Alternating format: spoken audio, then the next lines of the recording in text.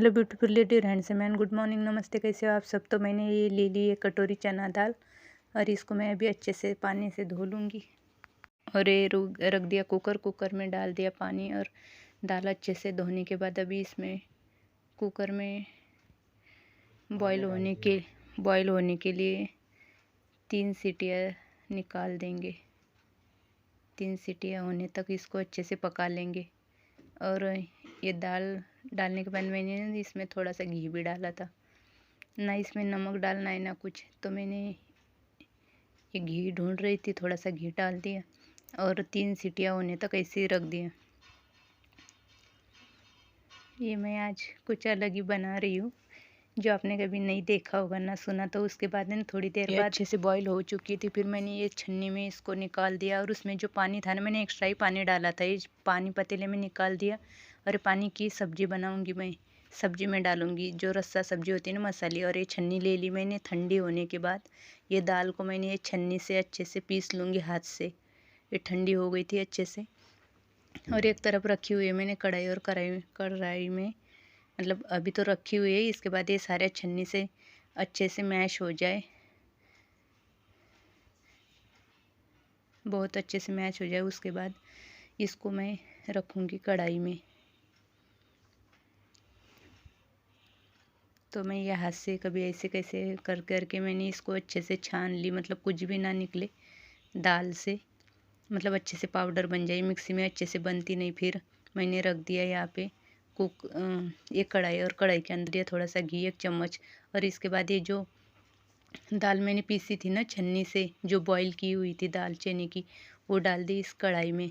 और कढ़ाई में थोड़ा सा उसको मिक्स करते हुए, थोड़ी सी मेरे पास बची थी क्योंकि इसमें बैठ नहीं रही थी कटोरे में, तो मैंने अच्छे से इसको कर दी। और एक तरफ मैंने कढ़ाई में भी इसको फ्राई कर रही थी। और जो बची थी ये सारी मैंने डाल दी, वो जो पानी रखा हुआ था पतीले में उसमें, क्योंकि उसकी सब्ज़ी बनेगी। और ये सारा छन्नी से छाना हुआ ये इसमें डाल दिया।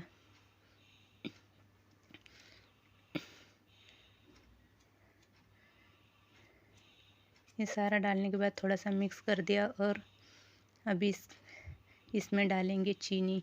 जितनी मैंने चना दाल ली थी उसी कटोरी से मैंने ये चीनी भी इसमें डाल दी,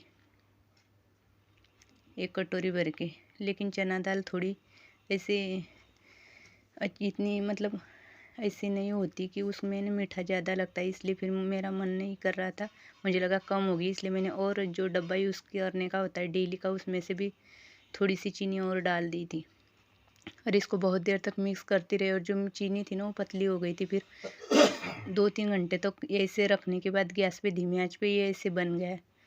और अभी इसका क्या बनेगा, इसका बनेगा अभी रोटी, मीठी रोटी बनेगी इसकी। लेकिन हमारे यहाँ पे इसको अलग बोलते हैं। और मैंने आटा गूंद लिया था, इसके अंदर थोड़ी सी ऐसी रोटी बना ली। और जो मैंने बनाया था ये ले लिया इसके अंदर। जितनी रोटी का आटा लिया था उससे भी ज़्यादा ये ले लिया, मतलब एक पेड़ा बना दिया। और इसके अंदर ये डाल के बना रही थी रोटियाँ, लेकिन ये रोटियों को अलग ही नाम है। तो फिर ये रोटियाँ मैंने बना ली यहाँ पे। और हमारे घर पे एक जन का एक ही रोटी खा सकते। फिर मैंने ऐसे 4 रोटियाँ बनाई थी, एक भगवान के लिए, बाकी 4 हमारे लिए, चारों के लिए।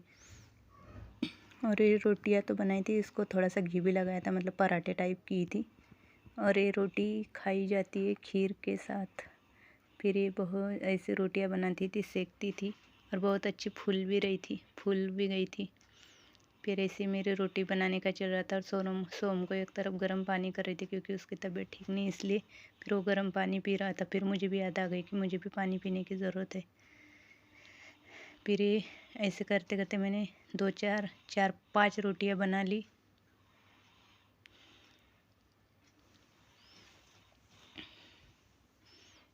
और ये रोटियां हमारे घर में बहुत बार बनती है। और आज था महालक्ष्मी का उपवास, तो उद्यापन भी था, इसलिए फिर भगवान जी का कुछ मीठा बनना चाहिए, इसलिए ये रोटियाँ और खीर बनी थी। ये ऐसी रोटियाँ बन गई थी पराठे टाइप। उसके बाद मुझे बनाने थे पकोड़े। फिर मैंने थोड़ा सा ऑनियन काट लिया, रफर किया हुआ, और वो डाल दिया। पतीले में उसके अंदर डाल दिया बेसन और अदरक लहसुन का और हरी मिर्च का पेस्ट और ये अजवाइन हाथों में थोड़ा क्रश करके ये भी डाल दिया। और उसके बाद हल्दी नमक और थोड़ा सा पानी लिया और इसको बहुत देर तक ऐसे मिक्स करके रखा था। और मुझे पकोड़े बनाने थे बहुत देर बाद, लेकिन मैंने पहले ही इसको भिगो के रखा क्योंकि ये अच्छे से फूलता है। और ये धनिया भी यहाँ पे रख दिया कटा हुआ। और धनिया डालने के बाद मैंने कढ़ाई रख दी और पकोड़े फूले फूले पकोड़े बना लिए, क्योंकि जो मैंने रोटियां बनाई थी उसके साथ पकोड़े भी खाते हैं और ये तल रही हूँ ये भी खाते हैं। और पकोड़े बहुत फूले फूले बने थे।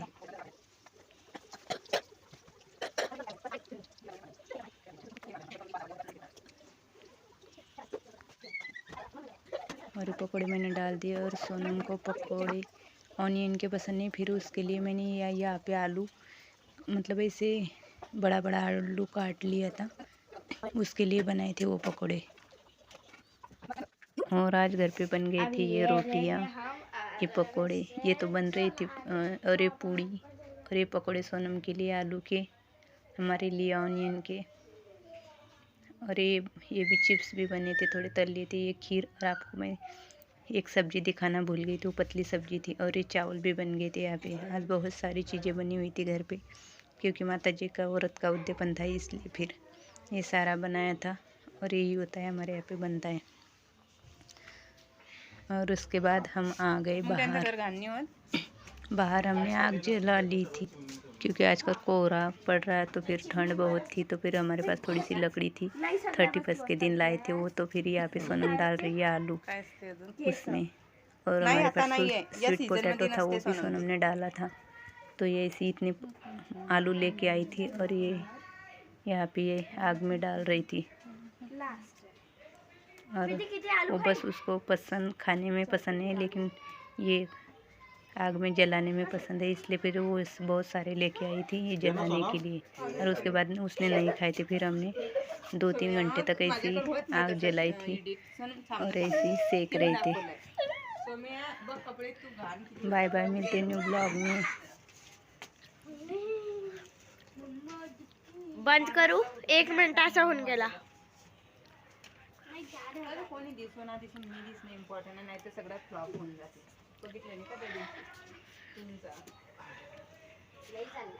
बंद करू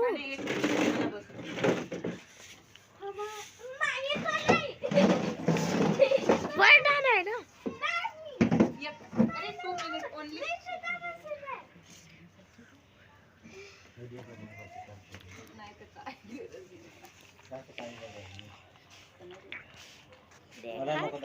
तर दाखवायचं पण नाही,